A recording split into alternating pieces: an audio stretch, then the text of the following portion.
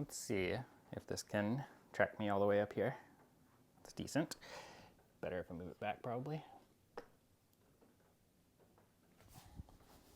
I imagine the audio is working. I don't see levels on the...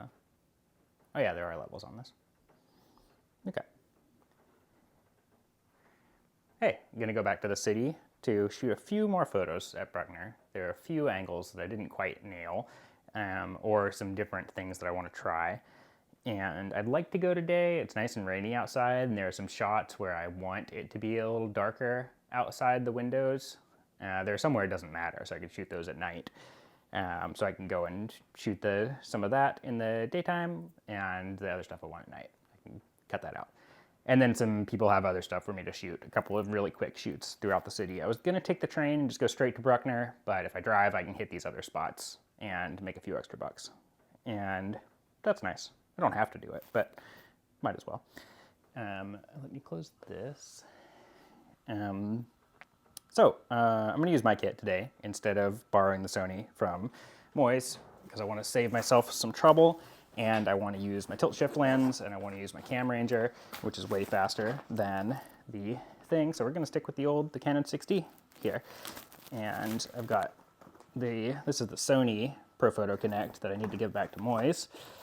And then my Connect is gonna be in the box here. If I did put it, yep, this is the Canon ProPhoto Connect.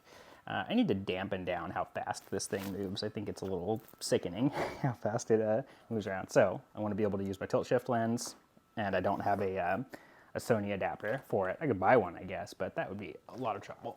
So I've got the 24 tilt shift. I've got the 1.4x extender to make it a 35 tilt shift. The Cam Ranger, extra battery and charger. The Sony photos, like we talked about, are like 60 megapixels, and the Canon photos are about 20 megapixels. And you're gonna see that while it is nice to work with the higher resolution photos when it comes to editing, they don't really make a difference when it comes to display, especially on the phone. When you're only viewing something at 1080p, which is the resolution of the phone, remember?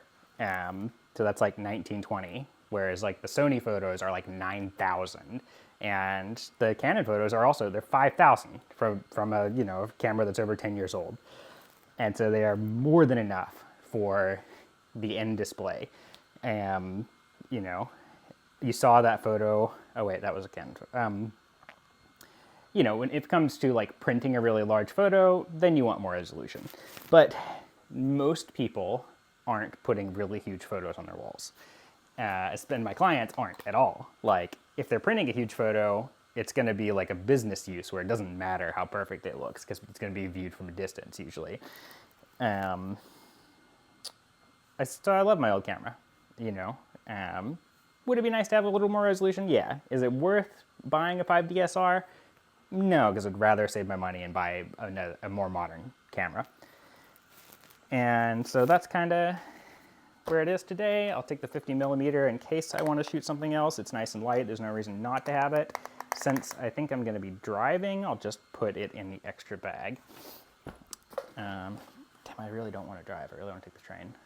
And it is real rainy out there. But that could be a problem for the trains. You never know. And I might be better off being in a car given the inclement weather, rather than having like train delays because of this or that issue. So my timer just went off on my watch, which means my biscuits are ready. I already took them out, they were just cooling off. I am gonna take some gels because the light, I wasn't totally in love with how the light looked in some of the photos, and I thought it might be nice to gel them to kind of match the lights in the interior and see how that looks. My 100mm, this little ring on the end popped off, and so the little red ring pops off sometimes. I need to get it fixed. Put it back together, but it's a little bit of a bummer that it does that. I don't think I'll need this, but when driving, I might as well bring all of the kit. And so just putting everything back in the bags that don't need to be out. I'll bring my video, the gimbals and stuff. I won't use them, but I might as well have them in the car in case I change my mind.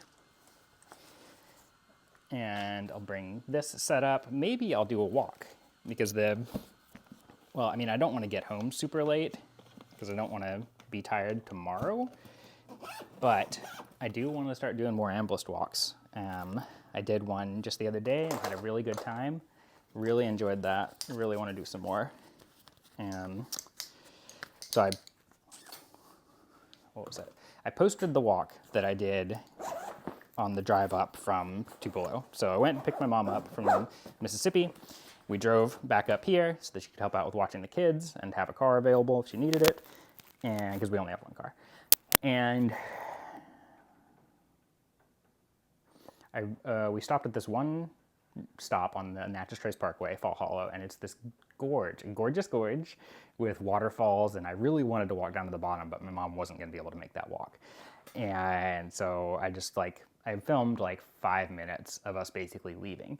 And I really hope that I drive her back down, at the end of June, and I'm able to stop there and walk the whole thing and spend like an hour, or however long it takes to get down there and get back up. And like reviewing that video and editing it in DaVinci Resolve, which I'm just beginning to learn how to use. It's fun. And I could post a link to that somewhere in the bottom. And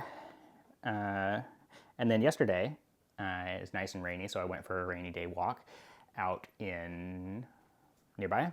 And it's close to my house, so I shouldn't say where it is.